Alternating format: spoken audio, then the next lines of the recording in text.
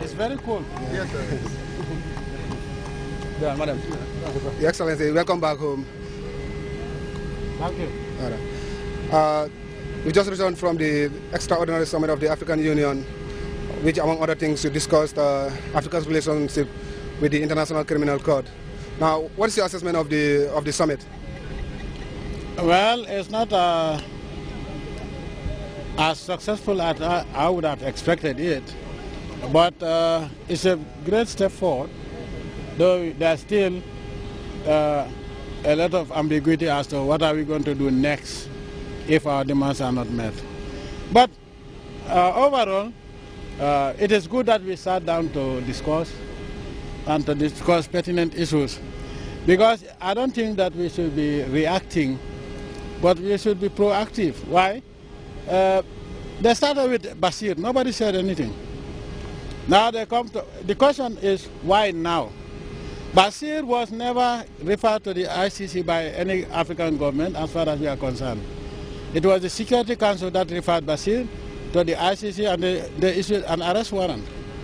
Now, we should have started from there to say we are not going to accept a sitting African president be indicted without even going through the AU.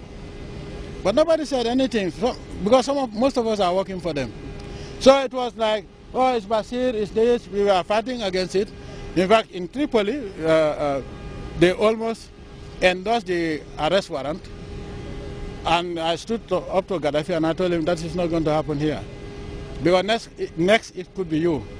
You know, so we are not going to accept it, because they didn't have the courtesy to tell us that this is what he has done wrong. After all, it's an internal African matter. When did the Europeans start caring about Africans? When thousands of Africans are dying on their shores every day. Imagine if 5 Europeans died at the coast of Gambia every year. What would the EU do? Issue a travel advisory and they say all sorts of things. But thousands of Africans are dying every year on European coast, and nothing is being said about it. So I told them that this is not going to happen, and it didn't happen. I made sure that I was about to come home, but I stood my ground in Tripoli, and the AU didn't endorse the arrest warrant. Okay. So it was like, literally, Bashir was on his own. He didn't stand up for more than 10 years. Now you come back and say, oh, a few countries, oh, this is unacceptable. Why? It's not about Kenya.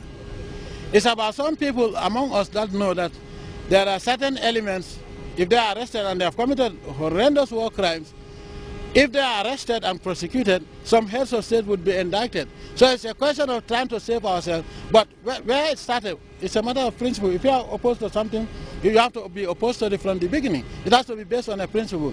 But you don't have to wait until when you smell a rat and you say, oh, no, with the ICC is targeting Africans.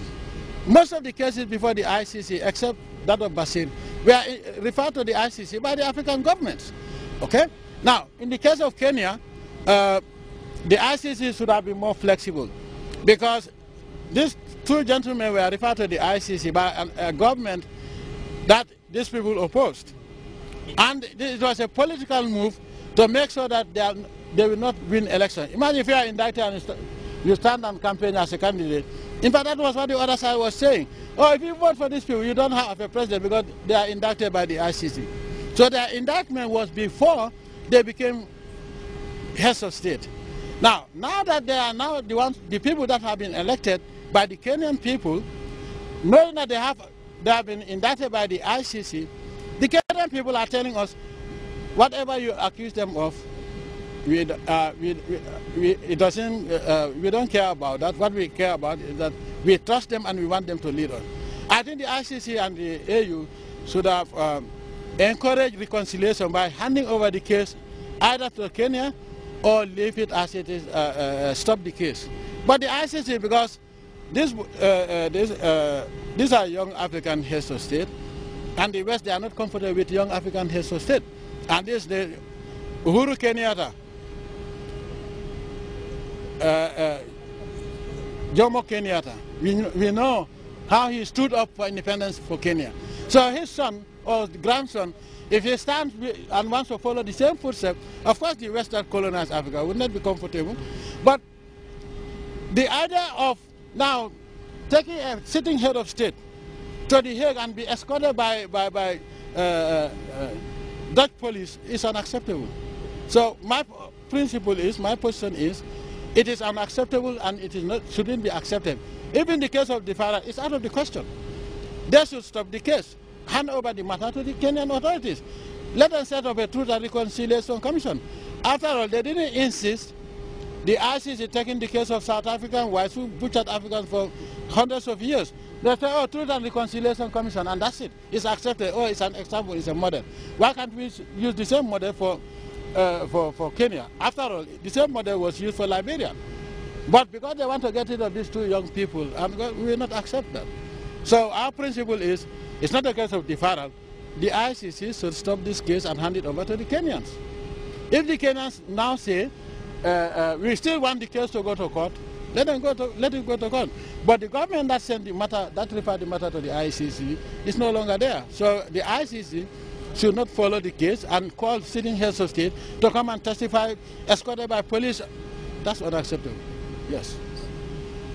Your Excellency.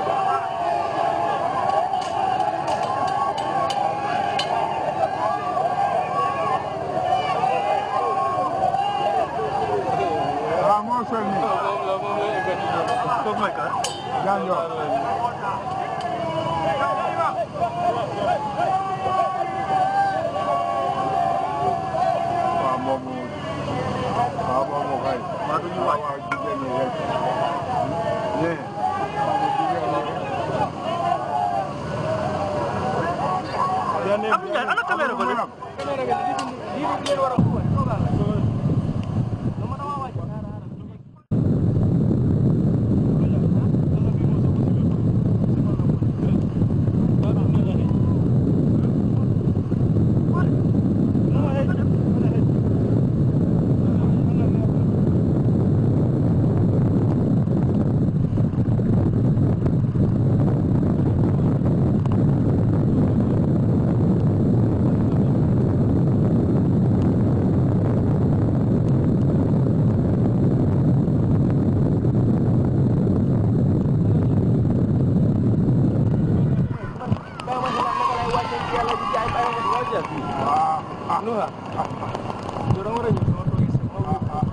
popular ba. Yeah.